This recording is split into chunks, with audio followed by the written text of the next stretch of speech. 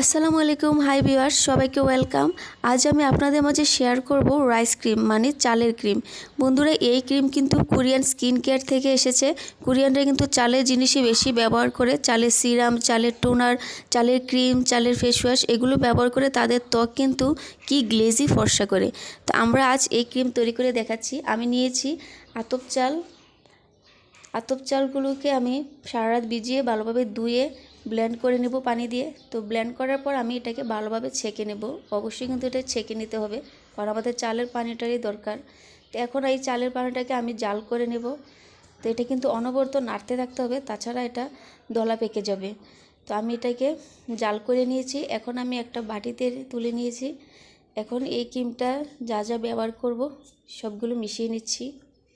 তো এটাকে আগে আমি ঠান্ডা করে নিয়েছি। এখন আমি গোলাপ জল অ্যাড করে দেব। 2 চামচের মতো গোলাপ জল অ্যাড করে দিয়েছি। গোলাপ জলটা কিন্তু আমাদের ত্বকের জন্য খুবই উপকারী, আমাদের ত্বককে উজ্জ্বল করতে সাহায্য করবে। তো এটাকে মিশিয়ে নিচ্ছি। তারপর দিয়ে দিব অ্যালোভেরা জেল 2 চামচের মতো। অ্যালোভেরা জেল ব্যবহারে কিন্তু আমাদের ত্বক খুবই গ্লোয়িং করবে, ময়েশ্চারাইজিং যোগাবে। তারপর দিয়ে দিচ্ছি অলিভ অয়েল।